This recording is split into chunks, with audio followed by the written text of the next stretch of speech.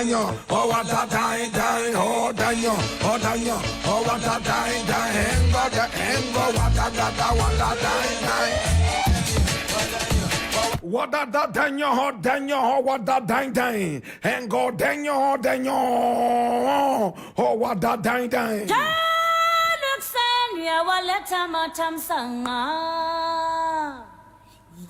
This is the Black Pot, aka Kukushunamo, where we speak truth to power. Now here we don't criticize, but if we must criticize, we'll do it on only one condition: to build and not to destroy. That is why we say we are in the service of God and country.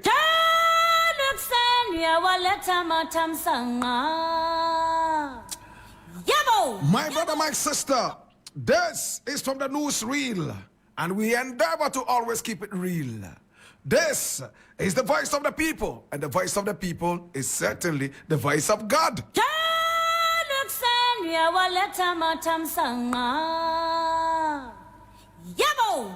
And today we have a number of issues we want to look at, and I need you to come along. It's going to be extremely interesting.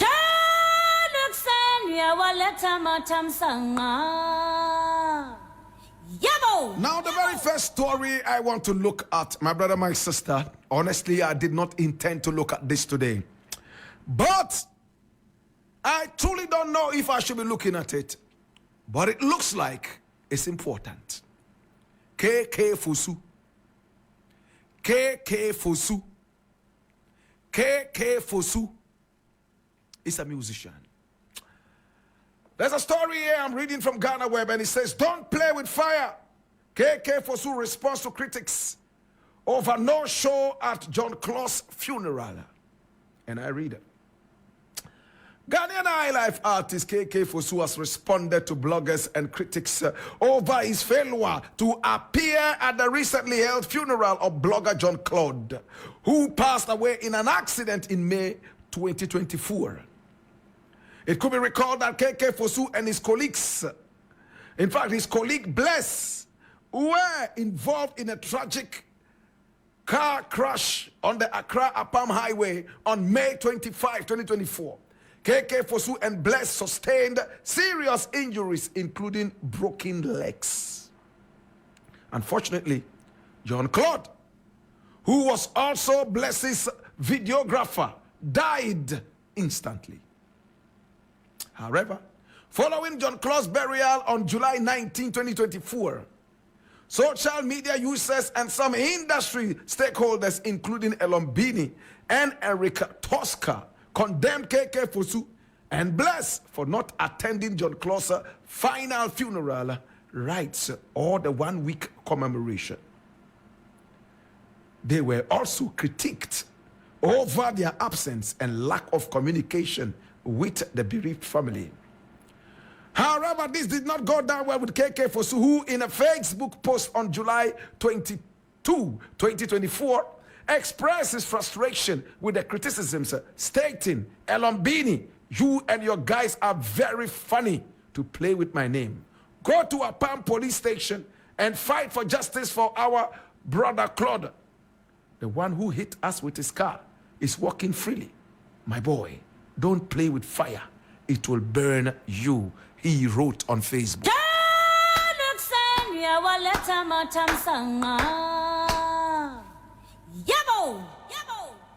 My brother, when things like this happen, you have to be careful what you say. George Britton early today posted that he was so disappointed that Fosu did not attend the funeral. As to whether he spoke to Fosu before going to post such a thing on the World Wide Web, I will not be able to tell. My brother, my sister, I saw so many people talk about this thing and write about that on social media. Then later this morning, I started hearing interviews left, right, and center that were granted by Fosu. In fact, in one of the interviews, he said that John Claude has died. Should that end my life too? Nobody called me when we had the accident. No blogger called me to solidarize with me or empathize with me. Today there's a funeral and everybody wants me to attend. Whether they know I am in good condition or not in terms of my health. But there was a big question that came. You were ready to go to the Ghana Music Awards to perform an Amachide Day song and get paid. At the time you were even freshly injured. How couldn't you make it to the funeral? Well, so many answers could be given to this. My sickness got worse. He could have answered. But no, he didn't go that way. What did KK Fosu say? He said, listen, I am a musician. That is how I feed my family. At the hospital, when my family started coming in to greet me, my wife and children, I felt so down because I am the breadwinner of my family. They couldn't eat anything whilst I was away on the bed sick.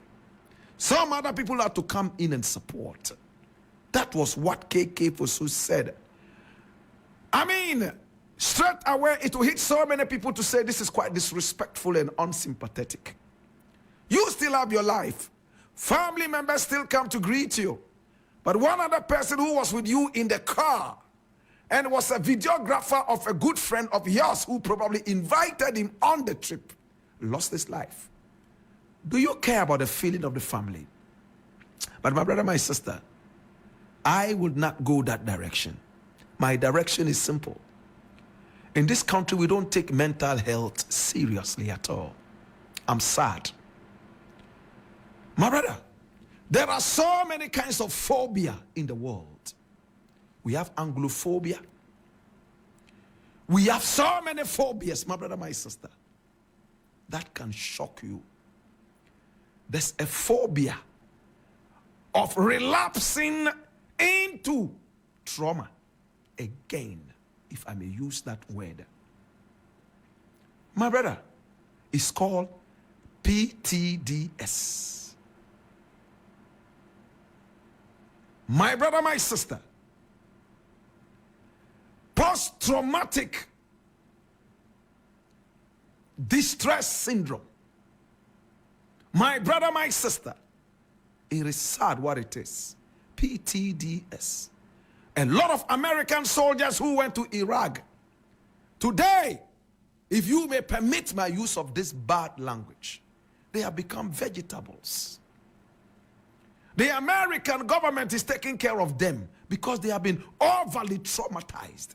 Anything that is near what they saw that traumatized them relapses them and makes them even more traumatic. My brother, it's not easy to see a friend or a colleague die right in front of your eyes. Many people never recover till they die. A few months back, there was a boat that turned over. It capsized and killed innocent school children. One girl survived. She is still suffering from PTDS. My brother, my sister, this stress is so traumatic. Just Google it and find out exactly what it means to say PTDS. And you will be shocked what you see, my brother, my sister. It is shocking. The fear of relapsing into a traumatic situation is called PTDS, post-traumatic stress disorder. Post-traumatic stress disorder. And listen, many people who have experienced trauma live in fear of what trauma and that same trauma happening again. PTSD. PTSD. Remember, it's PTSD. Post-traumatic stress disorder. My brother, my sister, related anticipatory anxiety can occur as a symptom of any traumatic experience. For instance, a car crash, a mugging, or witnessing a loved one's death. I remember when my mother died in the hands of the youngest in the family, my younger brother. In fact, noises that he heard, the movement of feet of the nurses and doctors coming to that distress call in the hospital. Anytime he heard a scream, he relapsed into trauma. You know what we had to do? We had to take him out and send him somewhere else where he's still living. Anytime he comes into the house, in fact, it took a lot of therapy for him to return to the house where our mother died. PTSD is dangerous. In Ghana, we don't seem to know what it is. Our health authorities are not also doing too well with this by explaining it to people. For all you know, Fosu is suffering from PTSD. SD, I beg your pardon. I keep flipping the two. PTSD. Post-traumatic stress disorder. It's a disorder.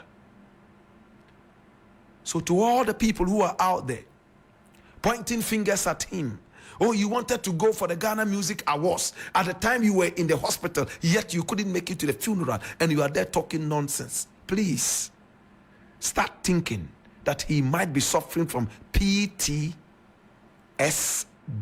post-traumatic stress disorder. It's not a common thing in Ghana. Every sickness in Ghana is malaria.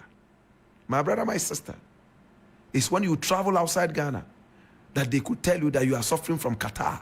And in Ghana say, na Qatar so yare. Think about it. When the foul sickness came, so many Ghanaians said, but this disease, we've been eating fowls with this disease and nothing happened. They said, this is bird flu. Or say bird flu or flu bird. We will go chop the chicken. In Ghana, we are not doing too well with educating the masses. It's sad, but I will not cast a stone at Fosu, having gone through it myself. Sometimes some people become crazy forever, if I may use that word, because of PTSD, post-traumatic stress disorder. Even the sound of a car can trigger the trauma again, let alone going to the funeral, hearing people wail when you almost died in the same crash. Do you know what that means, Ghana? Let's be careful how we throw stones, I beg you. Coming from Tia Ahmadiyya Secondary School, when I was in Form 1, traveling all the way back to Tamale. In fact, there was a kind of bus in those days called Wakrafi.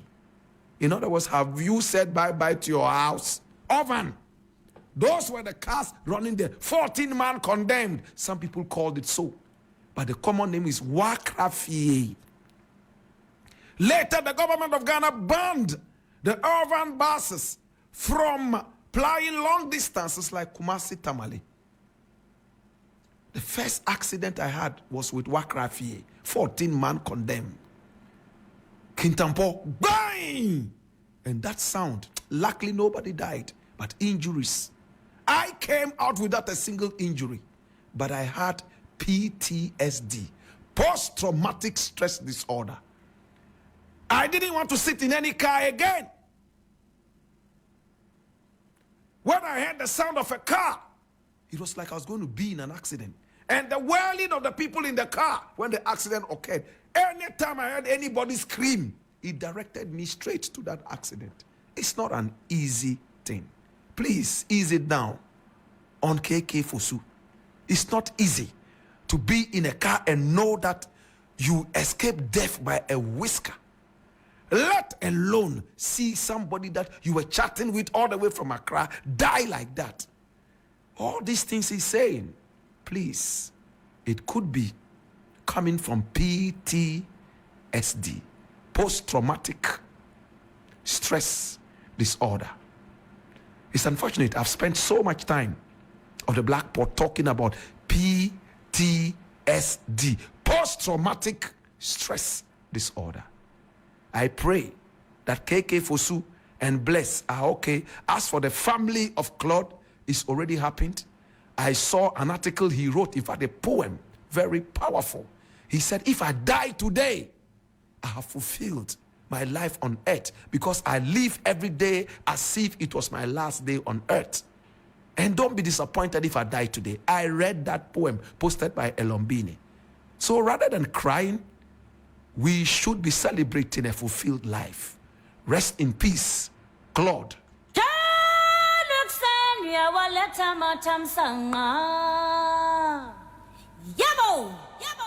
Now the next thing I want to look at, my brother, my sister, is interesting. My God, watch this. Hey. And I'm reading this, my brother, my sister, from Ghana Web. It says 20 cars and 3 generator plants. Ibrahim Mahama makes huge donation to Liberia. Liberia. I read. Ghanaian businessman Ibrahim Mahama, Chief Executive Officer, the CEO of Engineers and Planners Limited, has donated 20 police vehicles and 3,200 kVA electricity generators to the Liberia Airport Authority. The donation ceremony held on Saturday, July 20, 2024 in Monrovia was attended by Liberian President Joseph Boakai and Vice President Jeremiah Kwonga. This significant contribution aims to improve the operational efficiency and security at Roberts International Airport, Liberia's main international gateway.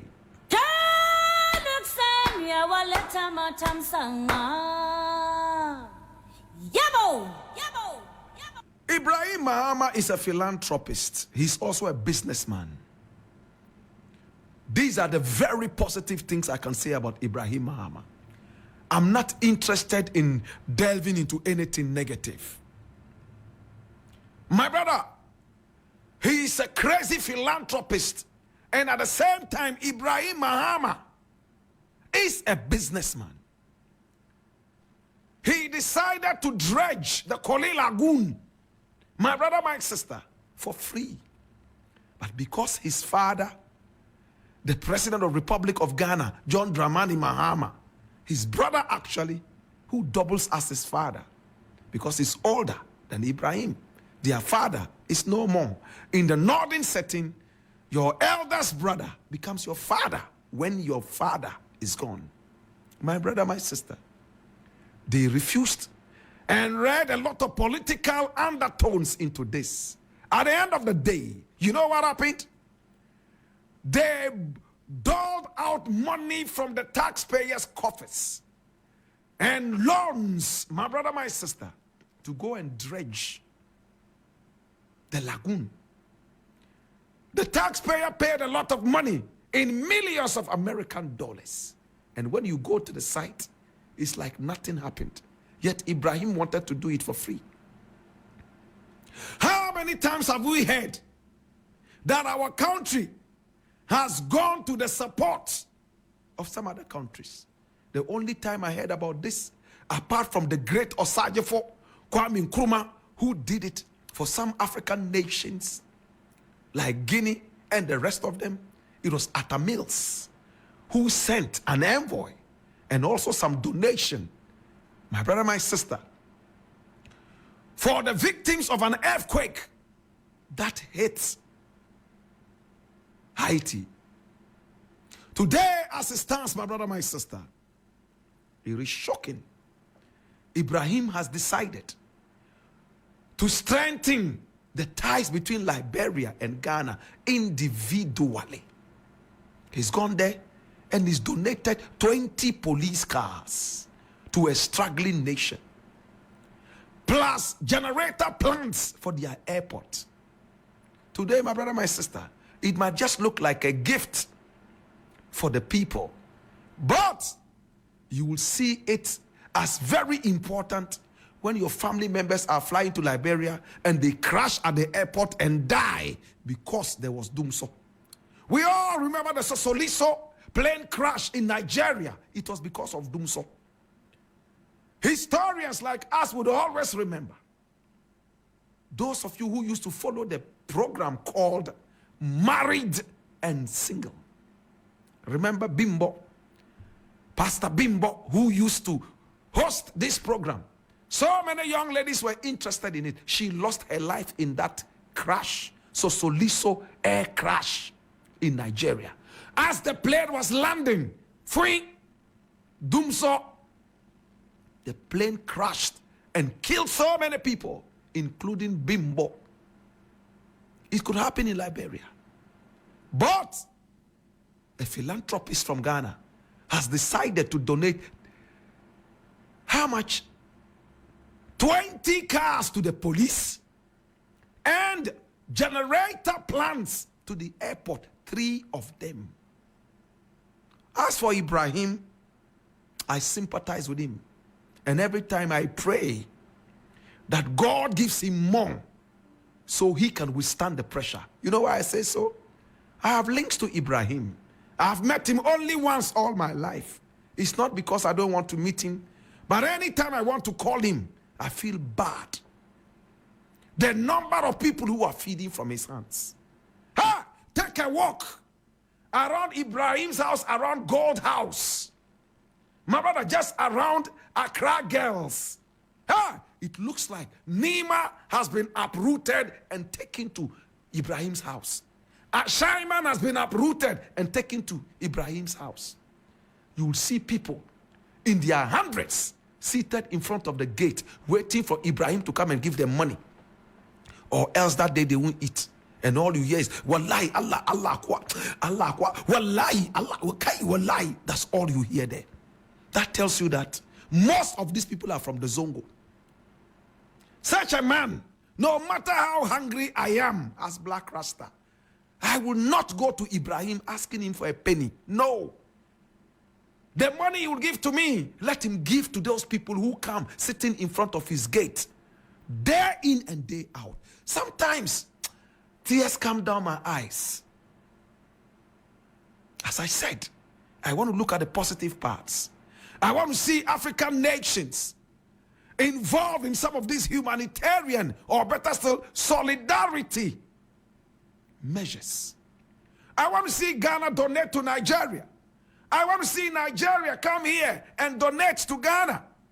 We over-rely on the West for support. That is why we continue becoming puppets of the West and we don't move forward.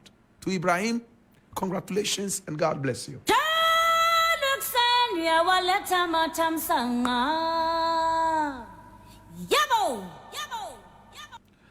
Now the next thing, my brother, my sister, I want to look at, and I need you to come along. It's interesting. Hey, Ghana is interesting. Ha! Ha! Hey! I'm taking you all the way to Gonja land. And when we talk about Gonja land, everybody knows about the Jinapos. Everybody knows about Mahama. These people are Gonjes. They are slaves to the Sisales. Those who understand what I mean know it exactly. Don't take any offense. It's only a traditional talk. I read this and it's coming from my Joy Online. It says, Yogbonwura of Gonja land bans Abu Jinapo from palaces in traditional area. Wow. Yogbonwura. It's like the Asante Hini of the Gonjes. He's like the Yana of the Gonjes. He is the king of the Gonjes. He sits on the throne of Sumaila Ndeura Jakpa. Yogbonwura is very powerful. In fact, he's more powerful than all the chiefs and kings in Ghana if we were to judge power by the amount of land we have. The Gonjas have the biggest land in Ghana. Did we know that? Fortunately, power is not judged by how much land you have. It's judged by your influence and what you do for your people. Hallelujah. I read. Paramount chief of the Gonja land, Yogbonwura, B. Kunuto Jewuswale, has issued a decree banning last minister Samuel Abdullahi Jinapor from entering all palaces within the Gonja kingdom. Now, this decision was announced following what the Yobongura described as a breach of tradition and respect.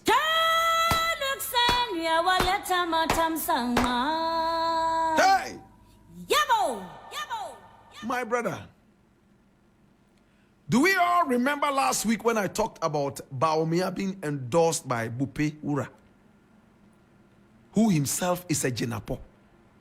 Therefore, it was this same Abdullahi Jinapor who took Baomia to his father, Bupe Ura, sidestepping the king of the land, Yobongura. Now, the interesting thing is that the Jinapor that we're talking about here, you know there are two Jinapors. This is Samuel Abdullahi Jinapor. He is a royal. He comes from Bupe. His father is Bupe Ura. He decided to take Baomia to his father without following the right gates. They are royals and they understand what it is when we say tradition in the area. So, this man here called Yobongura is not a small king. When you make national utterances like this and national visits, the first place of call is to go straight to the Yobongura, because he is the head of the land. Then you will seek permission from him and say, from here, we want to go to some other such chiefs. And he says, I've given you the go ahead. But no, they decided to go straight to the father, Bupe Ura. And he showered praises on Baomia to the point of desecrating the oracle by saying that Baomia has been chosen by God to rule the people. Oh my God. My problem is not the God that he desecrated. My problem is that our chiefs and kings should stay away from politics, as the Constitution has said. When you read the story, it doesn't say why Samuel Abdullahi Jinapor has been banned from coming to the area with any delegation. But those of us who know. And from what we said from last week up till now, this is what it is. His problem is that you are a royal. You know the laws traditionally. Why did you sidestep that? Now Jinapor knows what to do in order to pacify this situation so he can return to the area. We will leave them to deal with the issue. But please, do not engage our chiefs and kings in politics.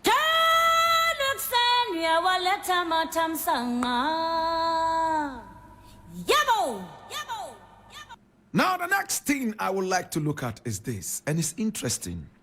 From Ghana Web, and it says, acquire work skills before leaving the country. Mahama advises the youth. And I read, former President John Dramani Mahama has urged the youth to acquire work skills before leaving the country. Now, according to Mahama, having a skill increases one's chances of finding a job in other countries. If young people have completed school and have not found a job yet, they should acquire a skill so they can enter the workforce. Mahama said, there are many people who want to japa. But if you are japaing, do so with a skill. That's Mahama's thing. Japa means fly away to a foreign land.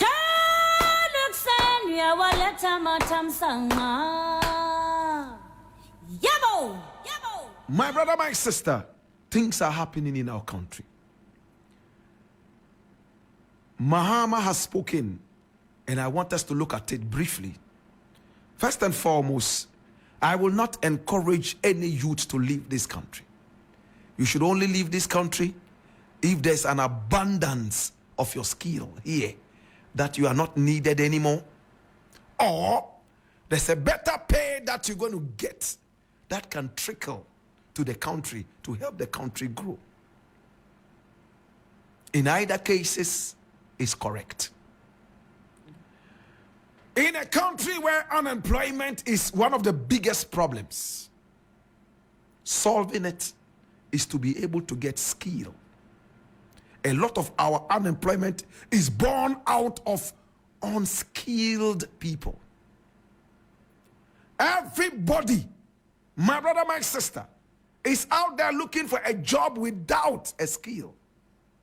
And in Ghana, we continue risking this professional space with unskilled labor. It's sad. Somebody comes, he says he wants to be a watchman. Oh, as for watchman, they don't need any skill. Just get a bow and arrow or sit outside in the mosquitoes. When you see shadows, you shout, hey, Will. That is not a skill. Do not demean the work of the watchman or the security man. Your life is at risk.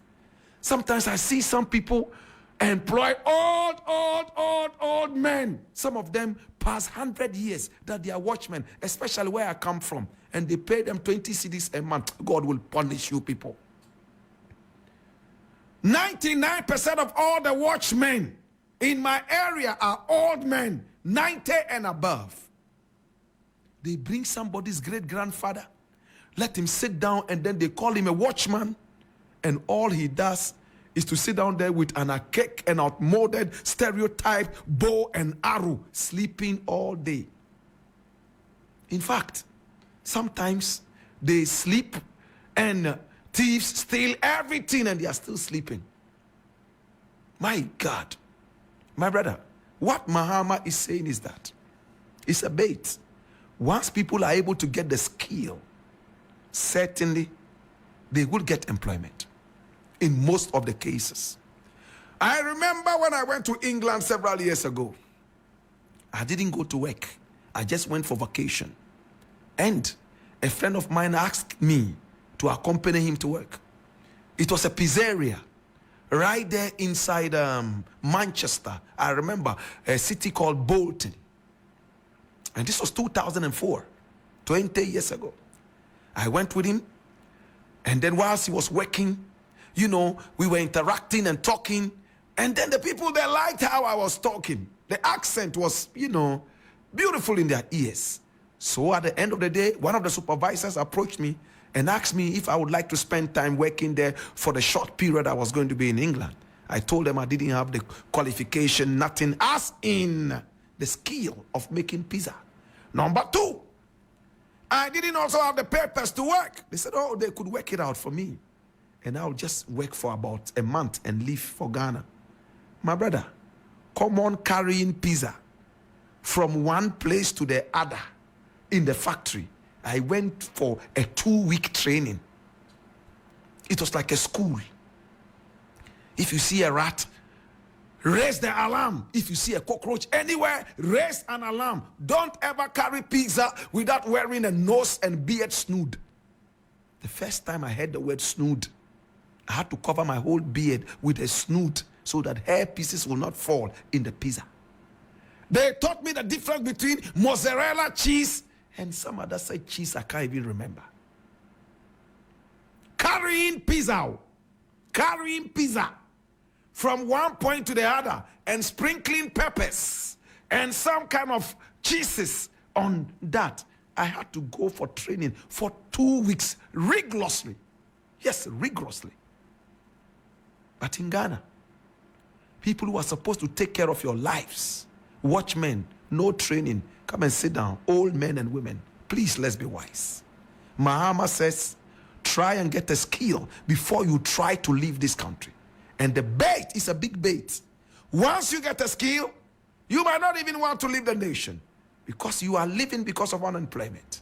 If you have the skill, you might just employ yourself or find employment. To God be the glory.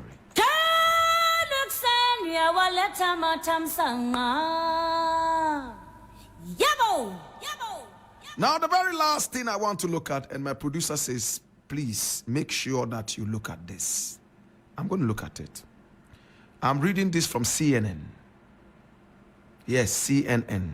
Did you hear me say CNN? I said CNN. Oh. Yes, CNN.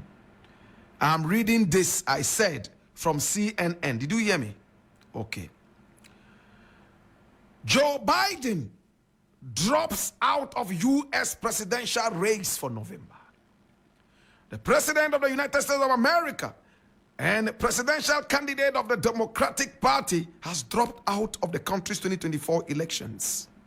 The long and short of it all is that he's 81 years. He thinks that his health has to be looked at. He has to move away and make sure that stronger legs and limbs come into play. And he has gone ahead to endorse his vice president, Kamala Harris, a black woman. My brother, two things.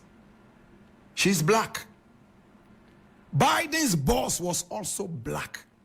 He's fighting for his vice president who is black to also be president. So that I served a black man and a black woman served me. Now it is my duty to endorse that black woman. My predecessor was black. This one too, I'm trying to make that be possible. Now, what is the importance of this? In a country where black people are so disrespected and disregarded, Black Lives Matter, you remember, anything black is a source of suspicion. They shoot and kill you. They gag you and kill you right in broad daylight. And most of the cases, nothing happens. We remember Amadou Diallo. We all remember George and much more. My brother, my sister. The second thing is that this will never happen in Africa. We have Nana Akufo-Addo. Wallahi, if there was a third term, Nana Akufo-Addo would run. So that he will go and continue sleeping in public. Wallahi, if there was a fifth term, Nana Akufo-Addo will run until fifth term. My brother, it's a disgrace in Africa. The man has won the ticket for the Democratic Party. He decides, upon being told and being admonished, he decides to wholeheartedly step down and endorse a woman. A woman. Why didn't they bring on Hillary? But a black woman they put in there. My brother, my sister, even though his endorsement is not automatic choice, right? He says, my health is failing me. I am old, and I think that I will stay a one-term president. He has gained my respect. Ha! Go to Cameroon. There's a dirty president there called Paul Biya. He's 90-something. He sits in a wheelchair. He has two men who carry him wherever he goes. They change his pampers every 20 minutes. He's president. Algeria, it happened the other day. The man had stroke. All his left side gone. He was sitting in a wheelchair and pretending to rule the nation. Can you name how many more old men and women we have in Africa as presidents? Joe Biden decides that, hey, let me go. Well, it is a clarion call to people like Nana Akufo-Addo, who love power so much they can drink Kalipo and fry kelewele and do everything to get into power. And when they get into power, their true selves come into being, disrespecting chiefs who are older than them. Need I say more? I leave it here. Well, my name is Black Rasta, and to Joe Biden, I say blessed love, guidance, and protection. Oh, my God, have mercy. And to Kamala Harris. Well, we all have our opinions about you. You came to this country. You were so arrogant. You spoke to us like your children. Be careful. Be careful. Be careful. If you are not careful, we will fight you spiritually. Because we know that you have all the physical power. But spiritually, we will fight you. Be careful. You are black. It doesn't matter how many millions of years you live in America. You are still black. Respect.